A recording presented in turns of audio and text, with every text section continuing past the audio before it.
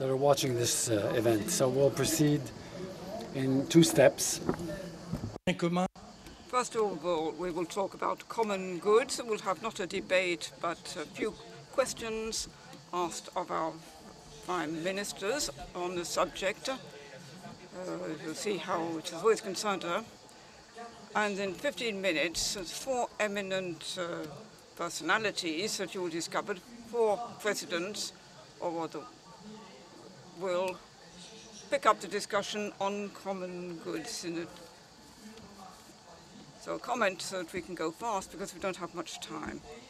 In point of fact, first of all, it is a great honor to come. We're really delighted by it. I said at the very beginning, it is a really exceptional edition, as it is every year actually. It is exceptional, and why is it exceptional? Because the topic of common goods, remember, we say we're somewhere between short-term, the demands, purchasing power, changes in prices, interest rates, problems which are really grip us at the throat as all countries, and the world that we have to be able to reflect on the changes in our society, which are coming out of COVID in a new way, with remote working, with a new idea of growth, a different one. I was fortunate enough to get to know Elisabeth Borne some years ago. It always struck me, she has always had this taste and interest in inclusive and sustainable growth. But this means that we try to think of growth in a way to allow everyone to find their own kind of development.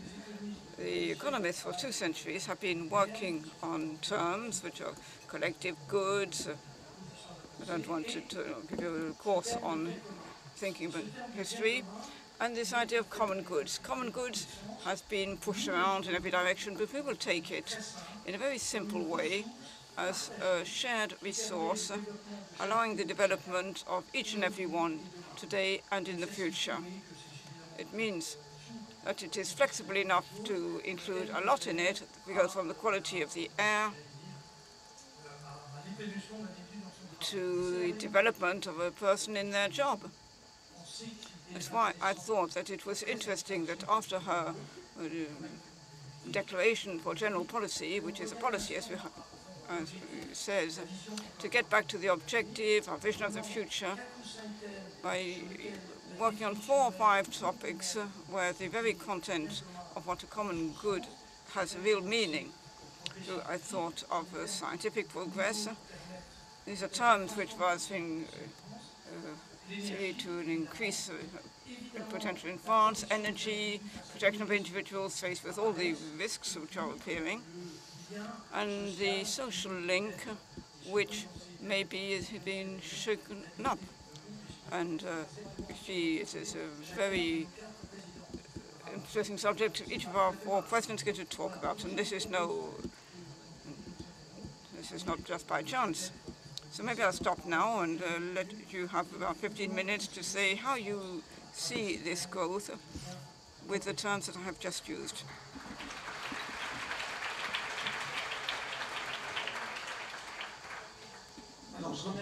So I'd like to thank Jean Hervé for asking me to talk about the transformation of the world and how to make a success of them in 15 minutes.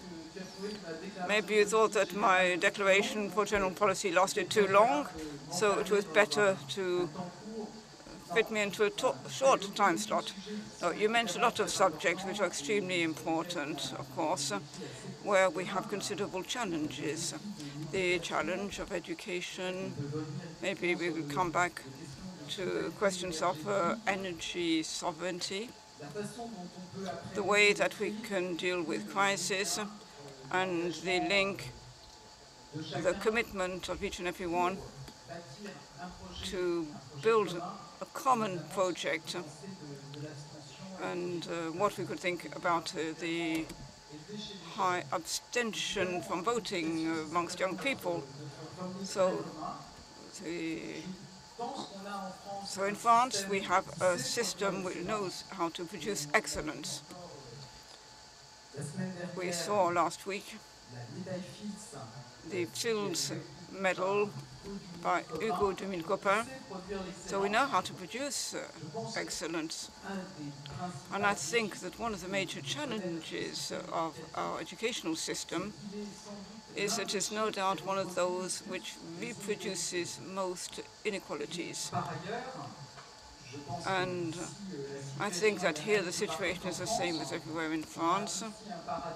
There is another paradox to have an unemployment rate which is not full employment, and there are companies who find great difficulty in recruiting. It means that our educational system, our training system, obviously is not training the skills required by our economy. So I'm not going to expose, and you have the Declaration of General Policy available to you for those who haven't yet read it or watched it. I think we really have considerable challenges in the field of education. The first being both to go on maintaining basic knowledge, learning to read, write, count, and respect others, and at the same time to train the young people to things like IT coding, and there is some knowledge which is becoming absolutely essential today in our society. I was saying, of course, I think that we have to go on maintaining the objective of excellence, go on training the future Fields medals of tomorrow, but I am convinced that there is a strong transformation necessary in our educational system so that everyone can see their talents revealed. As a Ministry of Labour, I can tell you that I saw too many young people who hadn't found their place in the educational system, and so they leave having lost all self-confidence. And I think it is a considerable challenge to ask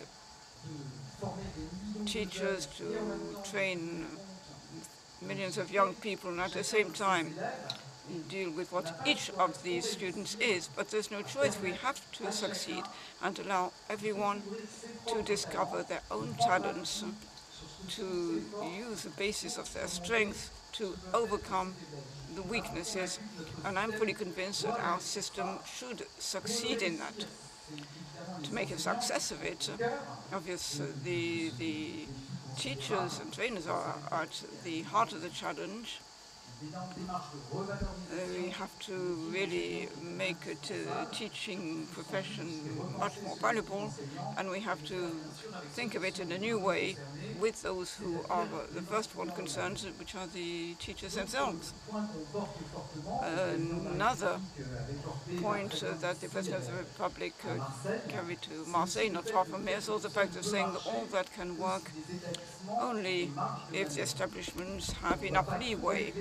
You cannot settle in everything from circular sent from Paris. There's certainly a lot of intelligence everywhere, in all the territories, in all of the schools, and there must be enough leeway for the schools to be able to design the right pedagogical tools, considering the context and the situation of the students in the establishment.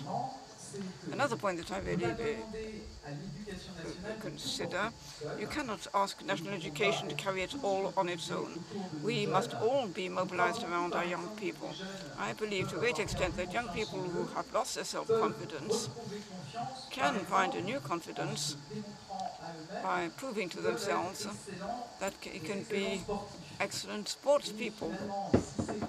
And if it is through sport that you can discover the taste of effort, of collective work, these are all qualities which are necessary to succeed in almost everything, really. Hang on, go beyond oneself, work collectively. So around school, the collectivities, associations can also be mobilized to help our young people find their way. As you know, it is one of the subjects where we announced that we, in each territory, we would have consultations after the summer That is the heading to build an educational system for the future, bearing excellence and also equal chances, paying attention to each child. And I think this is a great subject around which we can all mobilize. Jean-Hervé, you also talked about challenges regarding energy. Of course, they are more essential than ever. We need to meet the climate challenge, and so the need to get out of fossil energy as quickly as possible. And it is a great objective to say that we want to be the first country to get out of fossil energies. We already have one of the most decarbonated electricity production. What is happening at the doors of Europe, war in Ukraine, sanctions on Russia and counter-sanctions coming from Russia, and the threat of cutting off the delivery of gas to Europe should be a chance to accelerate and say, maybe in a year we'll do what we were going to do in 10, and we want to get out of this fossil energy. I think we mustn't hide the reality and the gravity of the situation that we're in. We've just been a breakdown in delivery from Russia for Europe is something credible. So we need to be prepared for it, including with the energy sobriety plans that Elisabeth Borne has already talked about and which will be presented. We can certainly overcome a difficulty like that, but it means that everyone must work on it to overcome the difficulty. And of course, medium term, it means increasing the reduction in energies, thermal renovation of buildings, the increase in different mobility. The 50 billion plan has been prepared to speed up the decarbonation of industry as well. And this may be a bit depressive if we look at all these crises, but at the same time, I think we should consider it as an opportunity to reinforce our sovereignty, to create jobs on our territory, and to meet an objective that I strongly believe in, which is full employment. And also you were talking about purchasing power. It is certainly also one of the answers that we must provide to avoid regularly being confronted with a sudden increase in the price of the barrel, and all of a sudden you have purchasing power for millions of French people, which is lowered because of the high price of energy, barrels. This is a way to be able to guarantee purchasing power in the future. We need to get out of this system. Something else you mentioned, how can we prepare to face a crisis? What will be the role of the state, the role of the government? I think it is an interesting question, but it means asking ourselves how we are preparing to face crises that we don't know about yet. It's not necessarily the most simple one. No one certainly imagined the crisis around COVID, and we don't know what the next crisis or crises will be made of. I think we need to have learned from the COVID crisis, the fact that if we all get together, we can overcome everything. And the state, collectivities, businesses, citizens got mobilized. And starting from a situation of disorganization, where we were already astounded by what happened in spring 2020. In our country, we managed to get the strongest growth in the Eurozone for 2021. We managed to get out of these unprecedented crises with the lowest unemployment level for 15 years. So our country must realize that it can happen when we all get together to overcome an unexpected and unforeseeable crisis. Something I will also take home, I observed that our major operators, the companies which had plans for continuing activities dealing with something else, were no doubt better prepared to face a crisis which happened to be COVID this time. For everyone to work, and the state, of course, will build this common approach. We'll have to work on resilience strategies. Maybe we don't know what the threat is going to be, but be prepared to deal with crisis means that you can deal with the unexpected. So finally, we have the question of links and relationships. See that the COVID crisis will have a lasting effect on the relationships that people have with others. I really support working from home, but I'm quite concerned when I hear that some of our citizens have also saw it with the Gilets jaunes crisis. The lack of social link in the end can create anger, make people feel lost when you live a long way from your work, when you live in a territory where you have built your house with a hedge around it, there's no local cafe, there's no traders locally. This does destroy the link in our society and destroys the vision that we can have of belonging to a nation. Working from home, on top of all that, I think we must be careful that there should not be a chance to spend even less time with other, let's say, human beings, and even more time in front of a screen. So this is something that we need to reflect upon. I think the crisis has also showed these efforts of solidarity that we didn't really suspect existed, and we have to capitalize on this capacity to mobilize this solidarity, capitalize on something which is very strong amongst young people, which is a taste of commitment, the will to commit in a number of subjects which make people dream, young people. Well, it's something which really challenges young people, which is the ecological transition. So I would like to carry ambitious projects for transformation which reassure, because it shows that we are taking on board the challenges ahead of us. I think the climate changes with global warming, I think we can see it's here. And we have strong ambitions for our country where we can take along our citizens, starting with young people.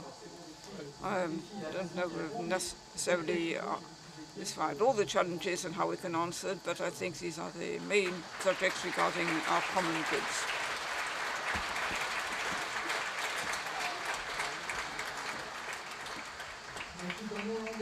Well, in my language it was really great. Summed this up fine, and for those who want to look at the declaration, you said some very important things 3 days ago. I think we can really thank her. You can imagine that the agenda of Prime Minister is not easy. Thank you very much.